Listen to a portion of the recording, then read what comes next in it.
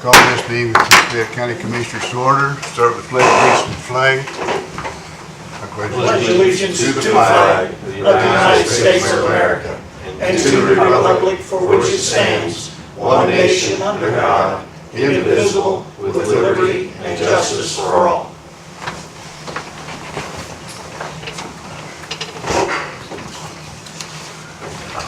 You all have a copy of the minutes of preceding meetings. Are there any additions or corrections? Mr. President, if there are no additions or corrections, I move the minutes be accepted as presented. Second. Been moved and seconded, the minutes be accepted as presented. All in favor say aye. Aye. Opposed? Motion carried. We'll start with department head reports. Highway Department, Mr. Corr.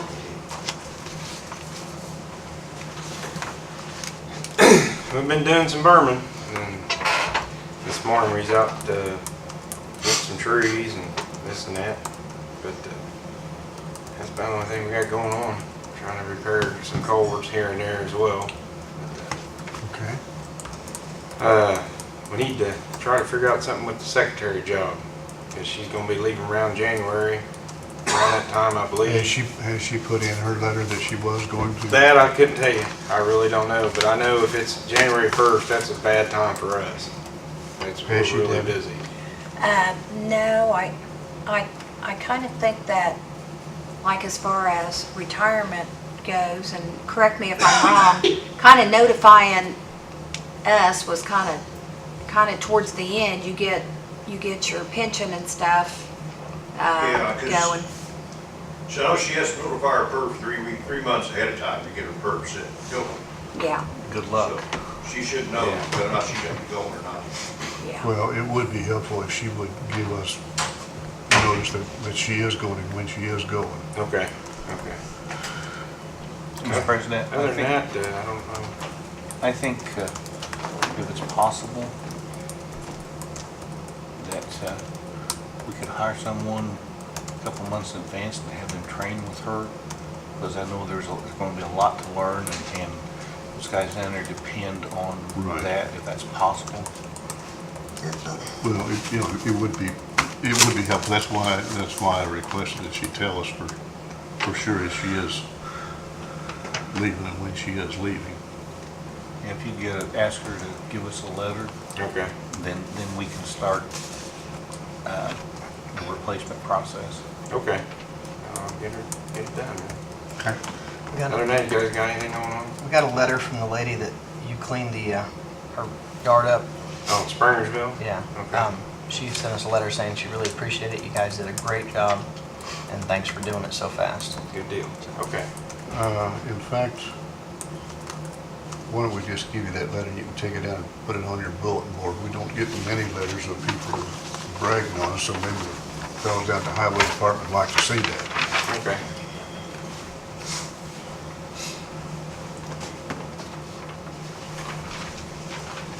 I guess that's it. Thank you, Okay. Richard. Thank you, Richard. Thank you, sir. Bill Gray, is Bill here? I'm seeing- Where's he at? IT Director, Michael? Morning. Morning.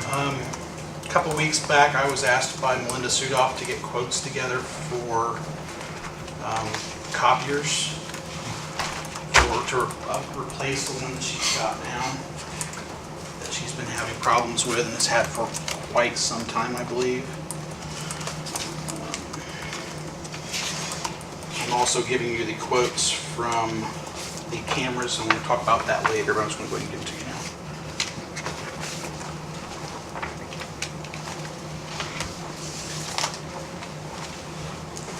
The one that seemed to be the best deal for the copiers, it's the first Ricoh page.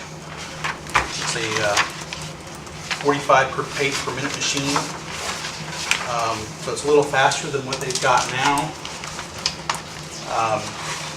The regular time of the month, regular month, they wouldn't necessarily need that fast of a machine, but she said around election time and certain times of the year, they do quite a bit of printing all at once. So those times it would be helpful. And I'm also looking at the 3-year time frame for what they might be using in 3 years, so that we're not getting a machine that's the perfect size now but too small with expanding needs for the future changes with what they have to print.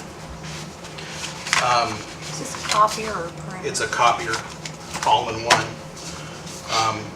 It says cash price $51.76, 36-month lease is $166.49 per month, which I assume is what we would go with because it also includes basically all the supplies, parts, and labor except for staples. And I don't think they'll be using that many staples. That staple cartridge may last them the whole 3 years, I don't know, for that finisher.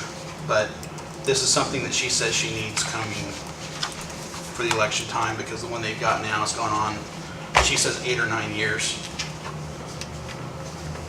And it's just they've worked it and they keep getting jams and issues with the machine. And we're running into issues now where it's going to be more expensive to replace parts and labor on the machine that we have now than it will be to replace it and go from there.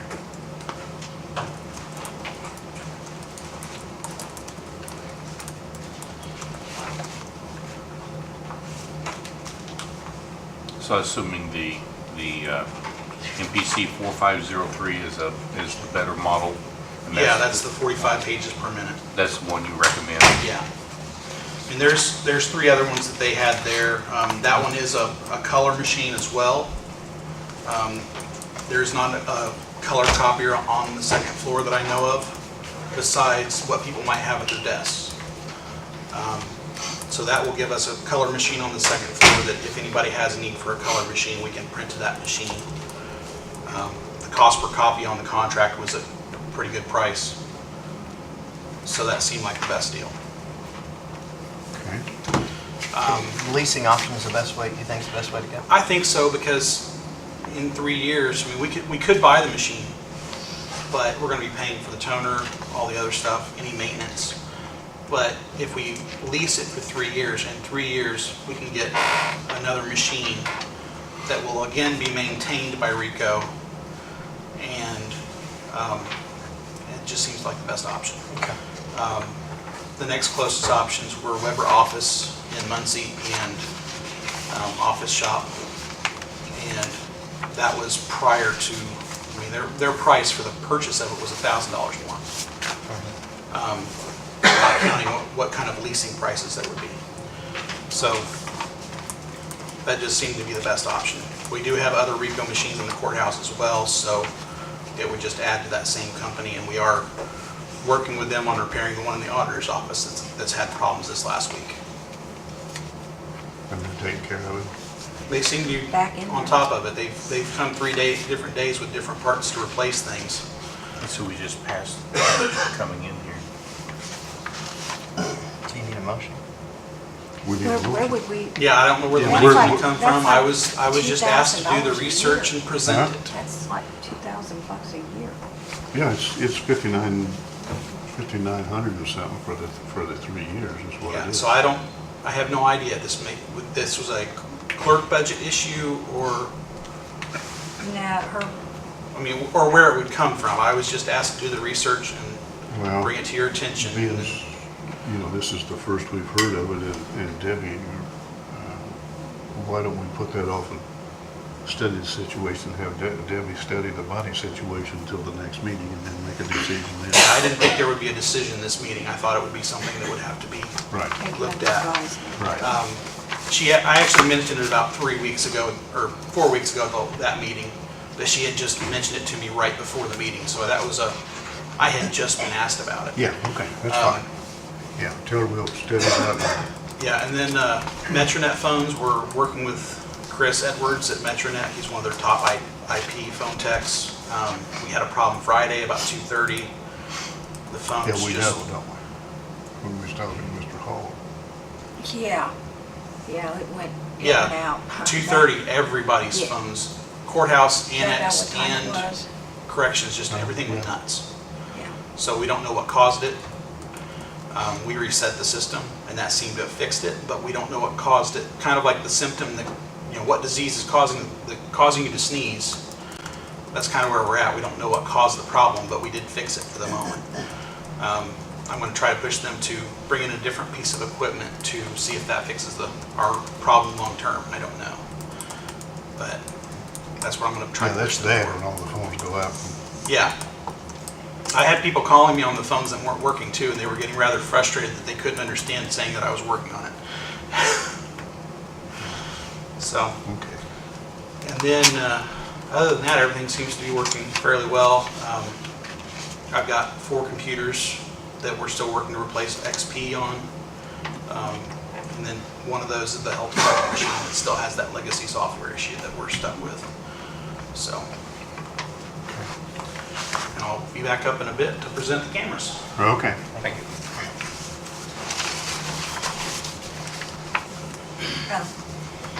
We have this from Veterans. Bobby Smith here. The veteran service officer is not here today. He's given us a report of what he's been doing, and what he's going to be doing. Looks like he's been busy. If anybody wants to see this, you're welcome to look at it.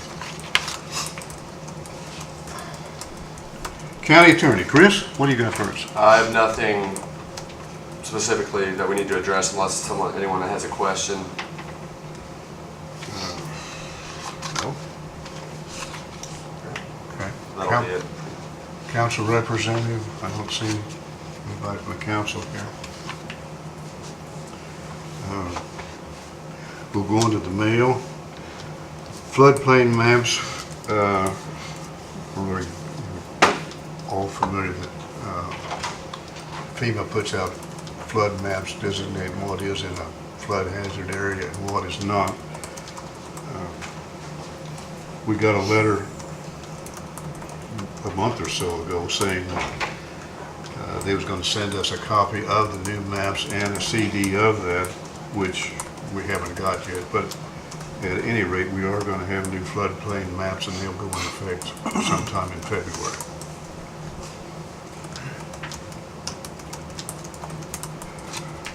Letter from Karen Greenwald, that's That's what we what discussed.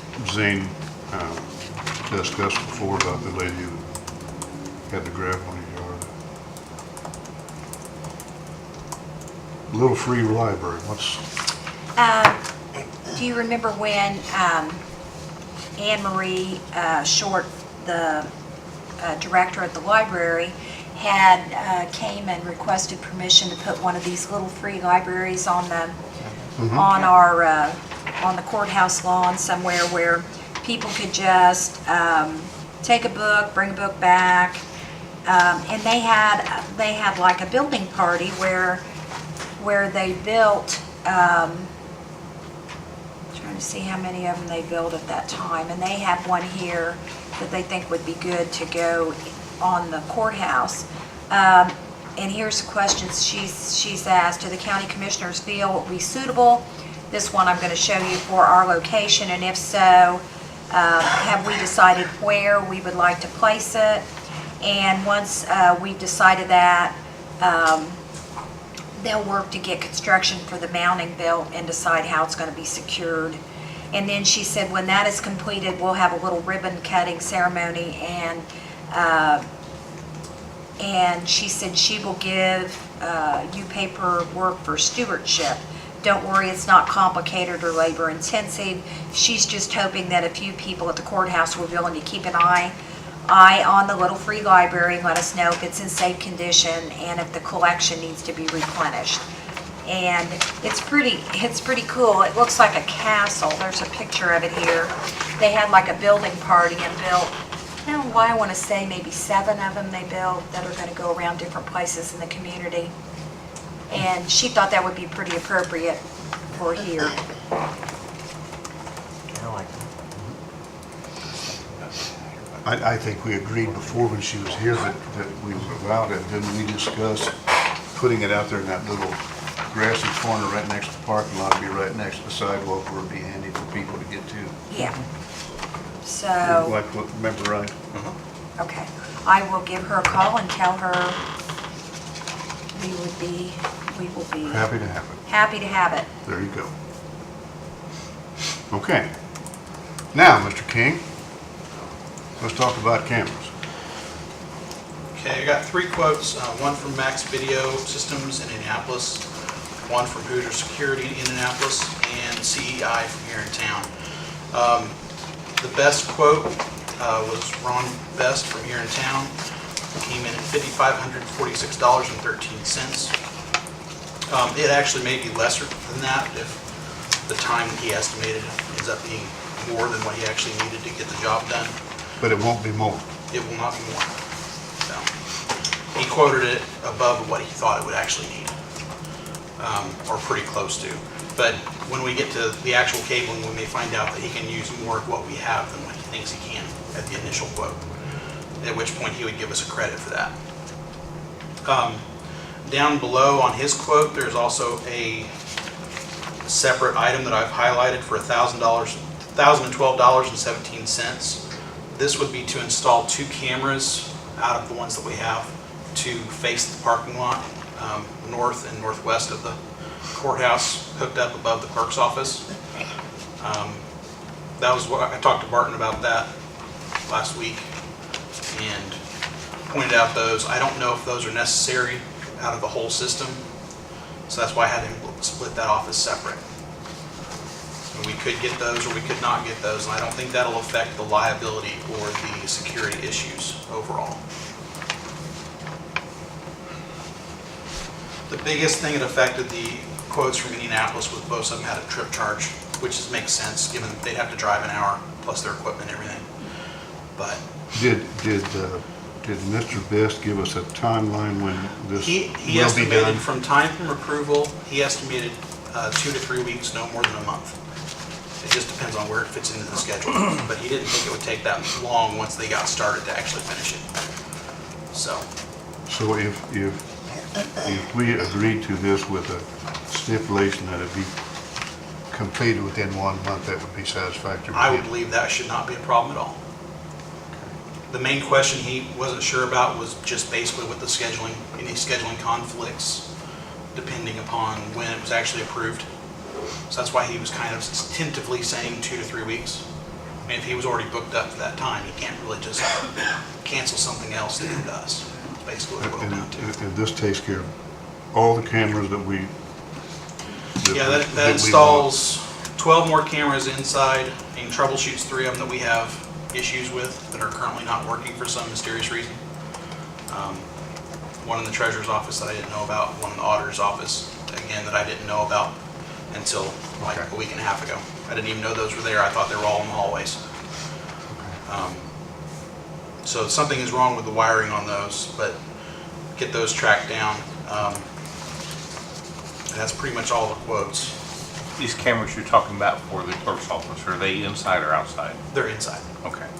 And they cover most... Or, I'm sorry, not the clerk's office, the auditor's office, the front desk there. The clerk's office, there's one facing the window outside in the hallway, but there's not one inside. Okay, the additional 10, 12 is what I'm asking about. No, Those are for the that's parking lot. at the parking lot. They're actually mounted on the outside of the building. Outside the building, okay. And the reason I say those aren't necessarily necessary is given the quality of the cameras that we have, there's no motors involved in them. There's no zoom ability besides a digital zoom. So it's not like it has a lens that will change the focal length. So we're not going to get that much detail. We'll be able to tell that it's a red car or red SUV and that there's a little dot of a person that fell over, but we won't be able to tell any kind of information about that. So are you suggesting we do or do not put those cameras into the parking lot? I would say that would be up to the commissioners, but personally, I don't think that they're going to make much of a difference unless we get cameras that we can control with a joystick that would allow us to, kind of like what Justin's doing with these, move it around, zoom in on a trouble spot. That would cost more. I would suggest that we go ahead and pass this without those cameras in and take a little time to talk to the various people that might be involved in security, and we can add this. I think if we can come up with the money, We can. that right now the better cameras for what you're talking about to cover the parking lot with zoom capability, I think that's desirable. Yeah, and I haven't looked at those yet. I mean, these quotes were using cameras that Ben had already purchased and we already have in stock. I'm just saying that I think if we can get those, we can afford them. it will protect us, could protect us from liability situations. Yes. But, With the cameras that we have now, I don't think it would affect the liability we- situation. We could pass the other, and he could get us the quotes on the good cameras, and we could probably integrate that in this same deal if we do it our next meeting, right? I would think so, or later on. I don't think that it'll make a difference one way or the other for the next few weeks. So, I like the idea that we have a hometown person come in with a low bid. I think we need to get this project's been going on for 2 years, and it needs to get done and finalized. I would entertain a motion that we accept CEI's bid of the 554613 and consider the cameras for the parking lot. so moved. Second. Been moved and second, we approve CEI's bid for 554613. All in favor, say aye. Aye. Opposed? Motion carried.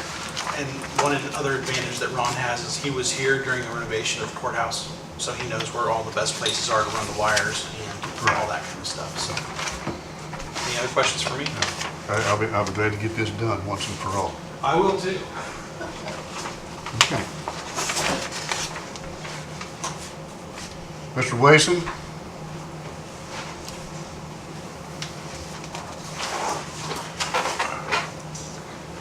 Good morning, Mr. Wilson. Mr. Wason's my dad. So Billy, what do you got for us? None of you guys know me, call me Mister, there's no way. Well, I'm really not sure. I think this one is yours. These are some letters you guys wanted to be notified when people quit, retired, fired, hired, and anything else that rhymes with those words. John Schopper retired. His last day was the 28th of August. It was 30 years and 4 months. So he was released time served, so to speak. So he's gone. Jail Officer Derek McQuarrie, you can see on the next paper there, he quit, effective immediately. So he wouldn't come in and sign a letter of resignation, so we are moving forward with that. You have some applications there. I should have got those to you before so you could have reviewed them before today, but we've never done this before, of having to submit this stuff to you guys on our side at least. So I'm giving you the 2 that we're looking at hiring. We interviewed 6. We picked out the top 2. These guys sort of stand out above everybody else. One is Josh Sparks, and the other one is Ronald Baker. Both of them interviewed very well, and I think are going to work out pretty well. They're both currently working in other jobs, so we're submitting these for you guys to review. If there's any questions, I know you haven't had time to look at it, but we've hired a lot of people in the last 8 years. I'd like to say we know what we're doing, but you guys know how it is when you hire people. It can be a crapshoot, right, Frank? Quote Rob Murray. You just never know. So, other than that, at least on that topic, if there's any questions, I'll entertain some.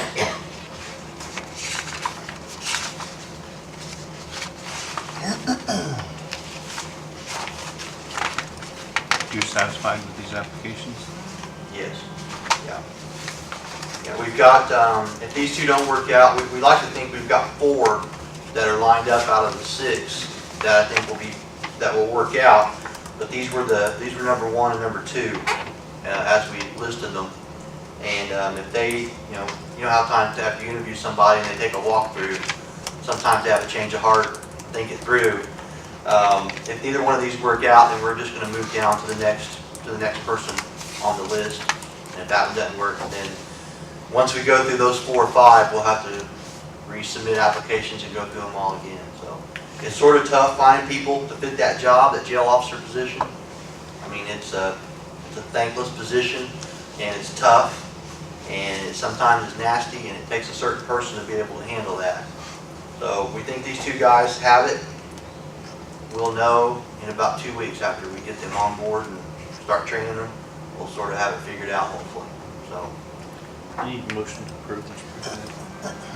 Yes, we did. I will move to approve the sheriff's choices that he presented us. Second. Been moved and seconded, we accept the sheriff's recommendation for the two new jail personnel. All in favor, say aye. Aye. Opposed? Motion carried. All right, on the next topic, it's been brought to my attention that everybody in the county has a status as far as their employment. They're either exempt or they're non-exempt.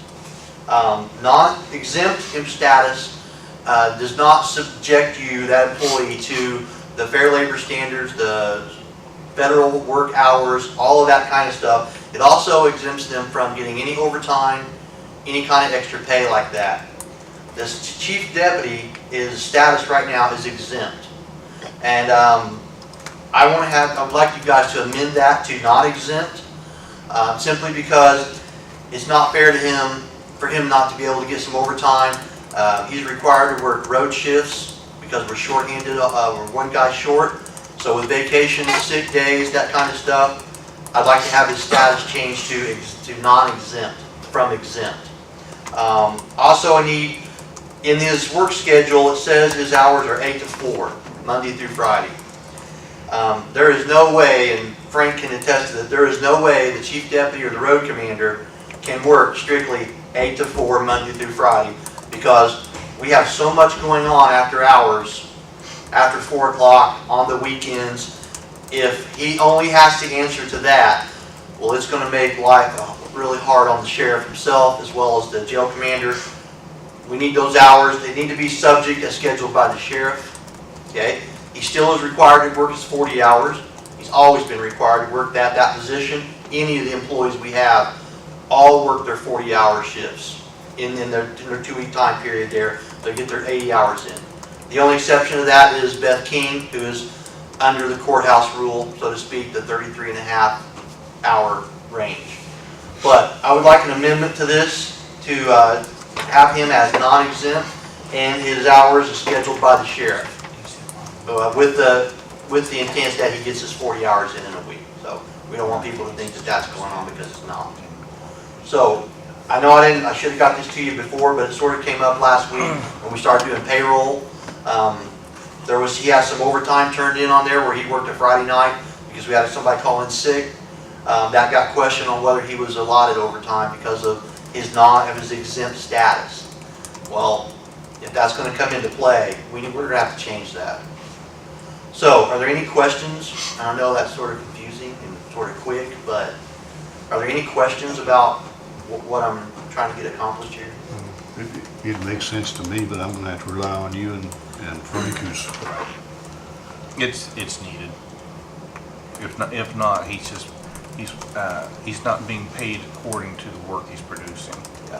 So the chief deputy pretty much does, whenever there's a fill-in spot, if it's in the jail, it's on the road, it's wherever. If I need him to, I have to be able, there has to be legal, the sheriff has to be able to, he already, it's in the statute, the sheriff assigns duties.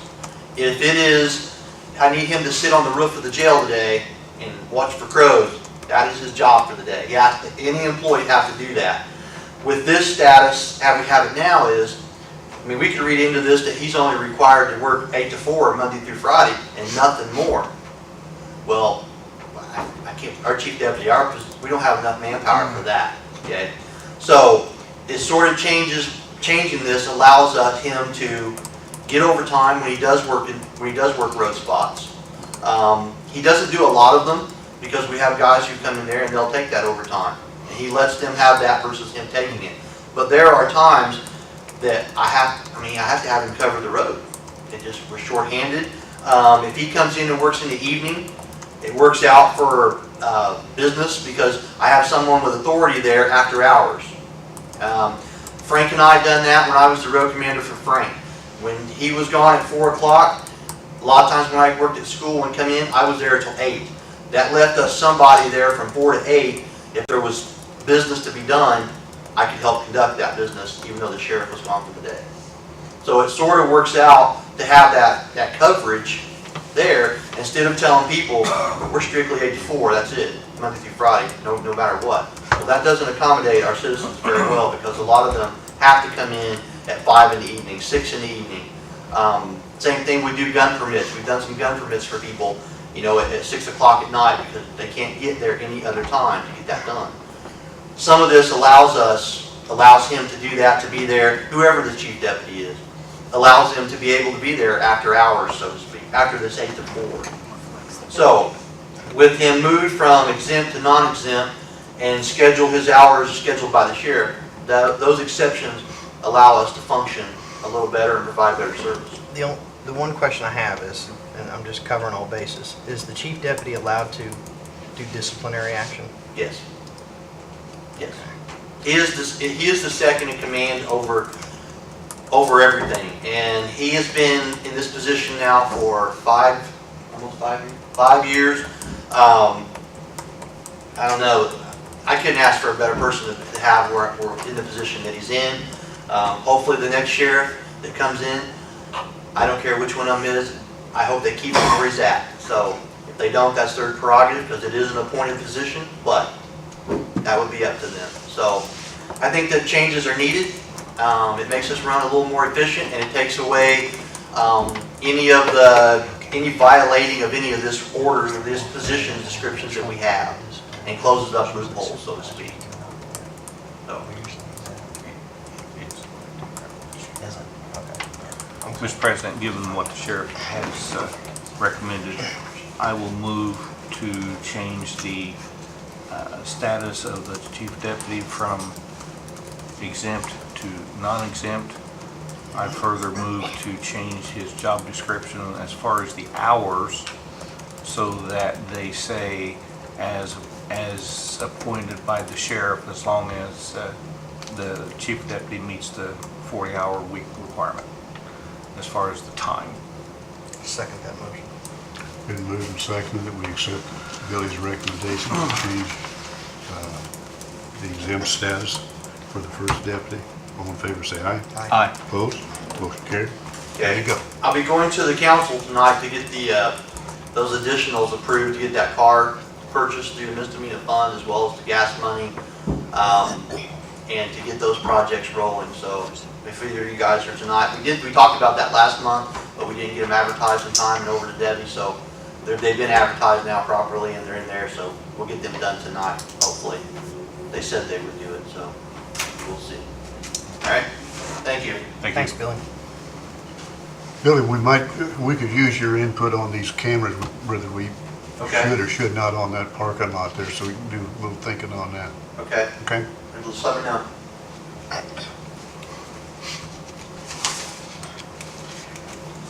ADA transmission plan.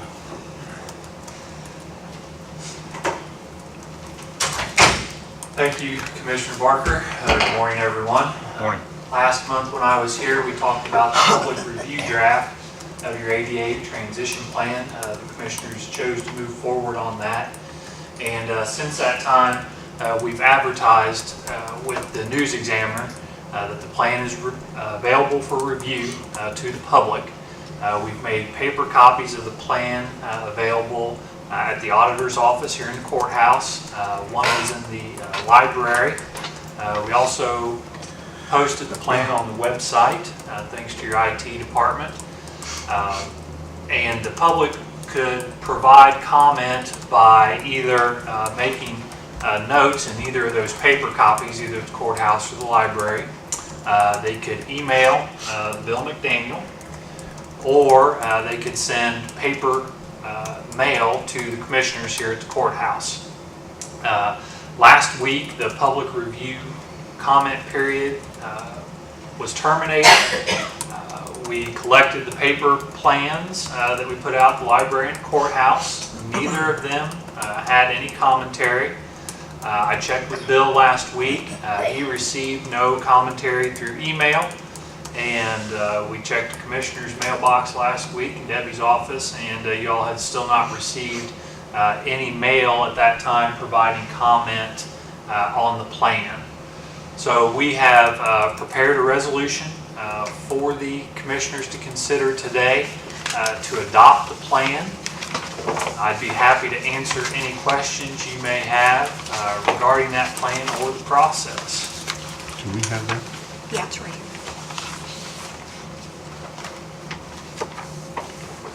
That's the bound copy of the transition plan.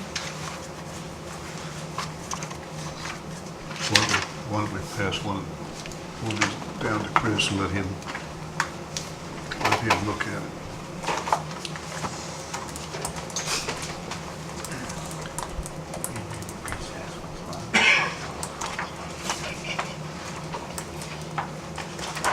This is our compliance, our transition plan.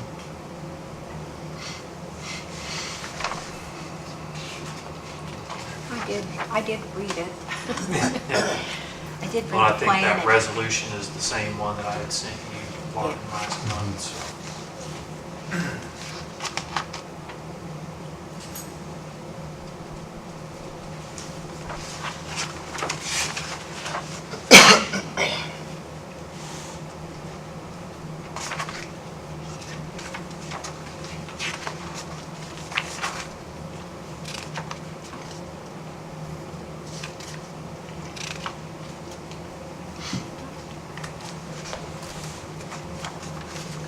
I do have a question. Yes, On our handicap ramp out here, yes. and it's been probably like a year and a half or more ago. I kept getting something from somebody in Washington DC asking about that, them requesting pictures, and I sent pictures. Then they wanted pictures with measurements. So Bill Gray and I went out there and we held tape measure and took pictures of the, of the measuring tape that showed from here to there. And why would we have gotten that? And is our ramp correct per the code? We need to. Probably why you got that is because you were put under an agreed order. And that's probably why Washington took interest in it. And they were likely attempting to, I guess, have you provide some information to make them feel like they, that it was up to ADA code.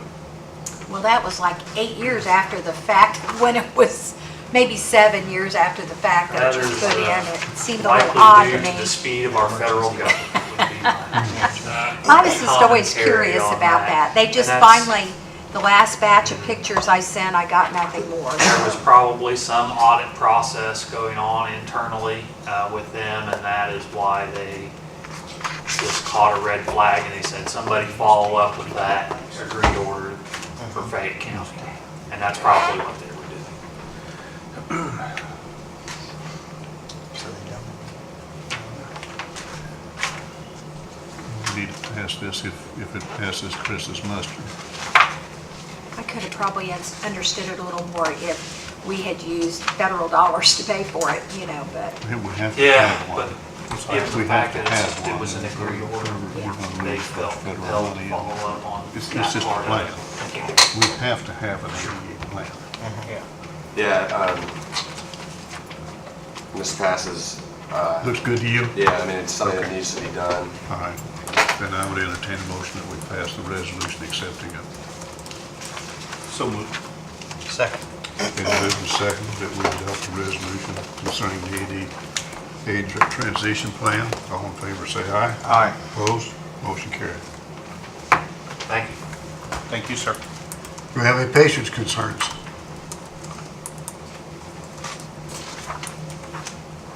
If not, we need a motion to approve the claims and the payroll.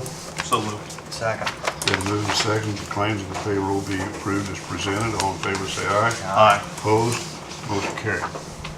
Again, before we adjourn, is there any patients' concern? I just had a question. I'd sent, Okay. I'd sent an email about a week ago to saying that I run Crazy Acres, and there was an approval, it was in the newspaper a week ago on Saturday about the third bridge being rebuilt out there on 300 North. Yes, ma'am. Is there any dates on that? We have a 7-week business, and if that bridge is one block off. We of are, us- we are 2 or 3 years away Oh, from okay, I'm that. happy then. Yeah, Yeah, we're just in the planning stage and approval stage. It'll be 2 or 3 years before that's done. Okay, Okay? never do it in September and October. Well, we won't do it this September or October. Maybe in 2 or 3 years we will, I don't know. Okay, any other questions? Not entertain a motion for adjournment. So moved. Second. Been moved and seconded, this meeting of the Fayette County Commission is being adjourned. All in favor say aye. Aye. Opposed? Motion carried, meeting adjourned.